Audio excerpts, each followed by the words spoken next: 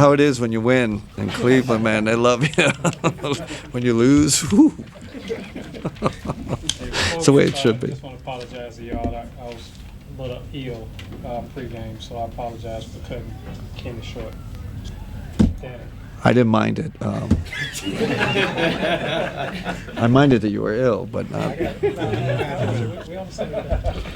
All right, what's it like from your perspective watching someone go on a heater like Sam did in the first Oh, half? man. I've been saying it all year. I think we're 22-9 with him in the lineup. Like the guys, he just connects everything. But it's great.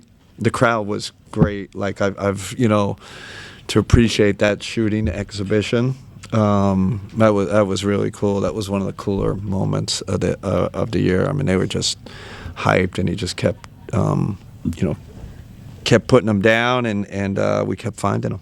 You guys now had a new break. You've won 5 straight, 10 of 11. You've been the best team by record in the NBA since December 29th. And I know that there's been roster change since then, but what has clicked with this group, in your opinion, that's allowed this team to go on this run? I mean, I think we've gotten healthier. That's first. But this group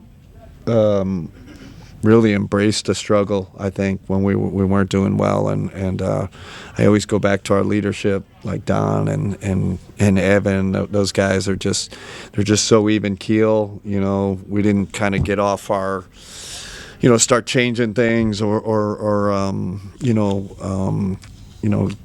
doing crazy things tactically. We kind of stuck with it, leaned on our leadership, and eventually the talent, comes through. And now we got this, the new roster changes and, a lot of good pieces to work with. Kenny, I know Jarrett has had some games like that in the past, but 8 of 8 from the field. It looked like he turned it up a little bit even more after getting that technical foul. What do you see from him that's allowing him? I've seen a new person. Like I don't know I'd love to know when to change. He's just completely different from the beginning of the year. There was a stretch when he hurt his finger, and I'm just my theory. His 2 fingers, he couldn't play obviously, and he just went on this mad conditioning, kind of with D Mill, our strength guy, and I don't know, did he get in better shape, and that kind of propelled him, because he struggled right after that, but he seemed to take off. I think Evan being out, obviously, he's taken more and more responsibility, but this is this might be the best Jarrett Allen I've seen, since I've been here. Really impressive what he's doing on both ends. And I know you're a film junkie, and you just talked about being excited, but also being a point guard kind of coach. Having James Harden, Donovan Mitchell, Sam Merrill, how much are you looking forward to the All-Star break to not only get some rest, but also to dissect what you can do next? Yeah, I mean that's part of my. I'm looking forwed to that because I haven't been able to dive as deep as I want to and see how we can use them better. But how these guys, you can see they have like immediate chemistry. And we ran that one play for Sam, I don't know, eight times. And, James is kind of the architect of that, and him and Don talking. So I'll try to look at more film, see how we can help them more. But right away we've added some guys that really understand the game. Joe. Kenny, what's it like to kind of see James as a facilitator? I mean, only 1 of 4 from the field tonight with the 11 assists, and kind of with his defense and everything else. He makes the game easy for everybody else, and that's hard to you got to be a great player to do that. That behind the back pass to Jalen on the roll, the timing even on his passes to the perimeter. It seemed you guys know the LeBron's like that. There's very few guys that are like that. They just know the exact timing of every pass, and it's not just the lobs or the pick and roll plays. It's the spray outs, and obviously he's elite at getting to the line, but makes the game easier for everybody else. Mike.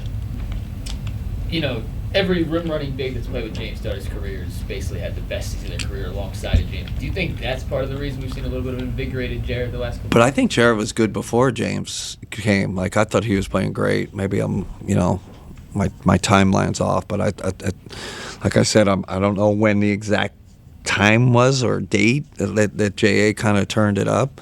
Maybe it coincides with the Evan absence, but he's been incredible. Even tonight, he saved us defensively. I don't know, 5, 6, 7 times where he's at the rim, and then his finishing, obviously another 8 for 8 night. I said the guys are calling him Wilt in the locker room. You can't get more respect than that. So, yeah. And you mentioned the behind-the-back pocket pass to Jalen Tyson. And it's the stuff you can't coach, but as a coach, when one of your players kind of pulls that out flawlessly in the game, do you have to kind of take a step back and admire what just happened? Listen, the NBA is an entertainment league too. I mean, we're in a competition, but it's entertainment, and I think it's part of it. Playing aesthetically pleasing basketball is I enjoy that. I take a step back, and I love it. And we're going to see more, right? As he's not even accustomed to what we're doing. And we came back from a tough trip, right? I don't know if we had our legs under us completely tonight, so I don't know how fresh we were. But a lot of good stuff. Hey Kenny, Kobe talked about the trade for James raising the ceiling. How has it affected your big picture view of what's possible?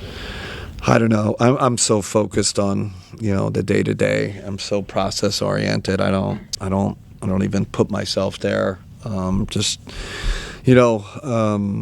Lock in every day. Try to get a little better. Help these guys get a little better.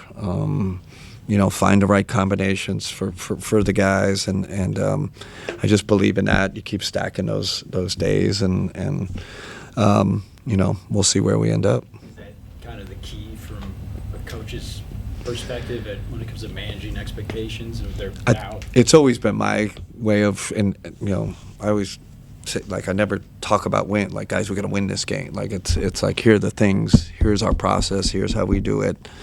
We kind of follow the process. The results will come, and I just think that's the way I've always approached it. And it's been worked so far. So keep doing it. Kim.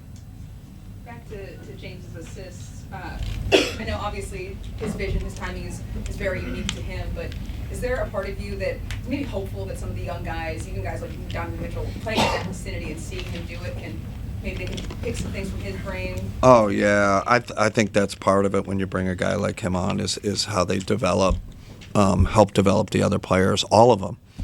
I saw it with Steph. I saw it with Draymond. Their effect on the rest of the roster, their effect on the coaches, quite honestly, because James is constantly back and forth. He's a savant, basketball savant. So we're all going to get better just by having his presence.